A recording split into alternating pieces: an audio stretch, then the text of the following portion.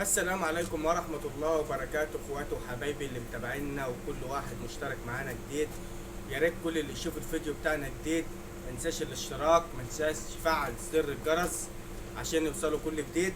هنرجع لكم فيديو جديد النهارده، وفيديو ده مطلوب من احد الاعضاء اللي بتتابعنا او مشتركين معانا، وفي كام استفسار برضه نستفسر عنه. يا ريت كل الناس تنساش اللايك، وتعالوا مع بعض نعرف احنا عايزين نعمل ايه، عشان برضو خاطر ناس بتتكلم في مشاكل مش عارفة تطلع خلفة اليومين دول، برضو بسبب البرودة وبسبب اهمال بيت الولد. بيت الولد انا قايل لك قبل كده ما تأهملش ببيت الولد، اهم حاجة اهتم ببيت الولد عشان خاطر تعرف تنتج هنا زي ما اتكلمنا كذا مرة. النهارده يا جماعه نكلمكم على كذا جزئيه في برنامج الارنب. طبعا النهارده قبل ما ننطق اي حاجه، النهارده سعر الارانب اليوم النهارده 10/11، سعر في داخل المنصوره ب 58 جنيه للتجار اللي بتشيل كميات. طبعا السعر مناسب شويه، وان شاء الله احنا مدينه مستنيين الفتره دي هنشوف هتعمل ايه. وطبعا اللي بيصير عليكم بيصير علينا. ونرجع برضو للفيديو بتاعنا النهارده، هنتكلم برضو عن بيت الولد. بيت الولد يا جماعه لازم يكون منظم وبتستخدم فيه كذا حاجه مطهر عشان خاطر تتفادى وتعرف تطلع الاطفال هنا زي ما انتم شايفين كده حضراتكم. طبعا بيت الولد قبل ما تقدمه للام لازم يكون مغسول كويس، متنضف كويس، ما يكونش الجراثيم بتاعه اللي هي الفوالص بتاعه الاطفال الصغيره اللي قبلها يكون لسه لها وجود. يعني انت ما جبت، طبعا يا جماعه دي بيت الولد اهم حاجه دي طبعا مش مكنوس ولا لسه ما ظبطناش، لسه ما قدمناهوش للام. ده طبعا اهو اهم حاجه الجزئيه ديت تتنضف من جوه كويس، لان برضو بيتسبب فيها نشاط بكتيري، لان مكان اي حاجه اللي هي لمؤاخذة برضو زبل الارانب بيبقى موجود والميه بتاعتهم في الزوانق ديت، فطبعا بتسبب لك مشكله عند ساعه الولاده. طبعا بتسبب لك مشكله، كل ما الولده تكبر شويه بتحس بالمشكله اكتر. طبعا بنستخدم الكرتونه دي اول ما بنقدم بيت الولد للام، لازم نحط الكرتونه تحت.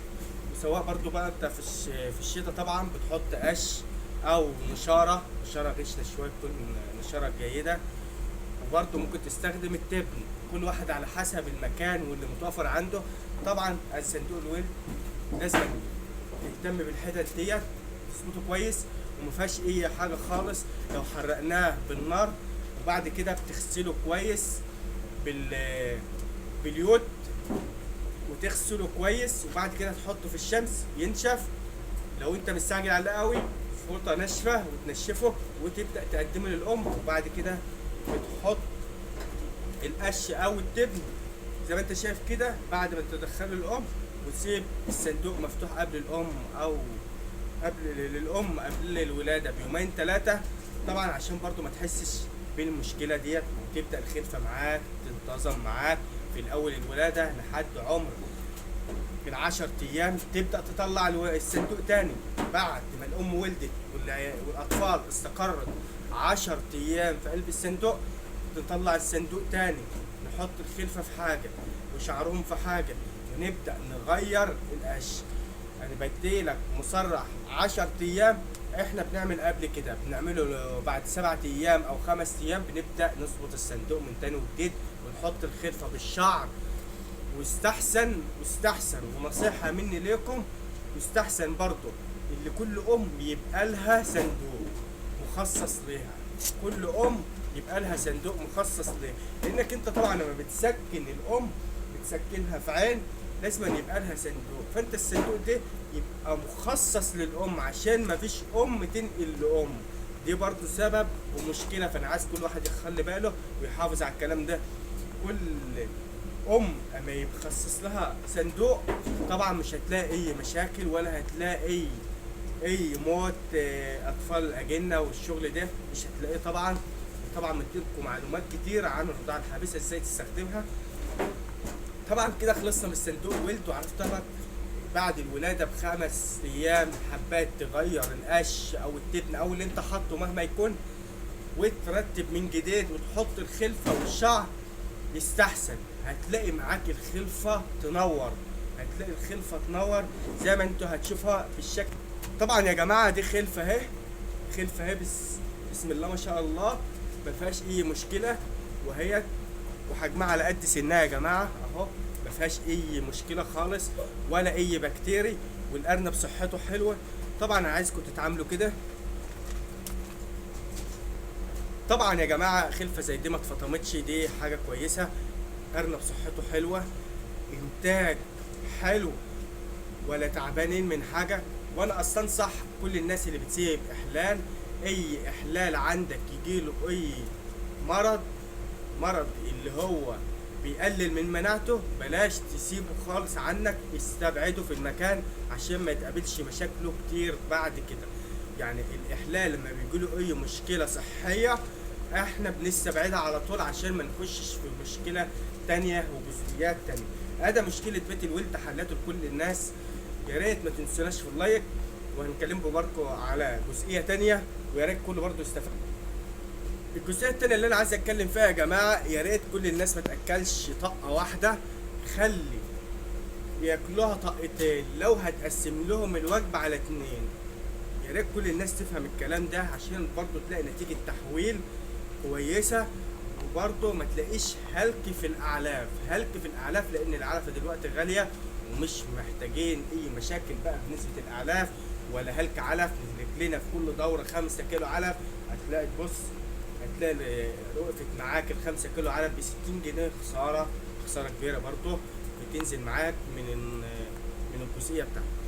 فانا هرجع اكلمكم برضه، اهم حاجه تاكل مرتين في اليوم. انت كشخص ما تعرفش تاكل طقه واحده طول اليوم، فاحنا الارنب تعاملوا نفس المعامله بتاعتك، تاكلوا طقتين في اليوم. مثلا تقسم له طقه بالنهار وطقه اخر النهار. احنا طبعا بنستعمل البطاطا بالنهار زي ما قلت لكم، فهمت لكم قصه البطاطا. انت بترمي لها البطاطا وهي بتتعامل، والام بتقطع كويس زي ما انتم شايفين النتيجه. وريت لكم الخلفه ولسه ما اتفطمتش الحمد لله. تاكل طقتين، طقه وجبه الصبح وجبه اخر النهار، هتلاقي الارنب ماشي معاك كويس. وزي ما انتم شايفين كده ادي احلال اهوت يا جماعه، مفطوم بقاله اسبوع يجيب الكيلو و100 كيلو و100 كيلو 200، مفطوم بقاله اسبوع. ده حاجه كويسه عشان النتيجه اللي انا بقولها لكم دي هو دي اللي بتعامل بيه، هو دي اللي ماشي بيه، ولا بزود ولا بنقص. اكل وجبتين وقسم لهم الوجبه بتاعتهم اللي بتديها لها اخر النهار، قسم جزء بطاطا بالنهار، جزء اخر الليل علف يكون 100 جرام على حسب الامهات، ونفهمكم في الفيديوهات اللي فاتت. ان شاء الله انتظرونا الفيديو الجاي، هيبقى فيديو مهم برضه، عايز كله يتعلم كله يستفيد.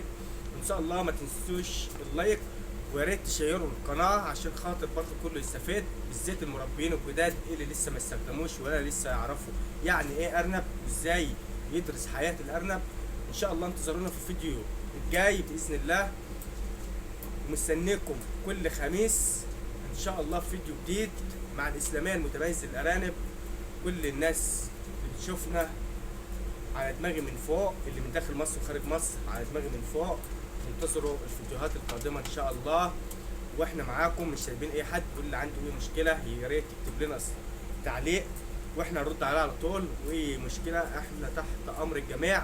اللي عايز اعلاف، اللي عايز سلاله، اللي عايز لحم، احنا تحت امر الجميع، ما نقفلش بابنا لاي حد، وعلى الله التسهيل. وانا عايز كله ينجح وان شاء الله النجاح الدائم للكل، والفتره ده هتعدي على خير ان شاء الله، وموسم سعيد علينا وعليكم، والسلام عليكم ورحمه الله وبركاته.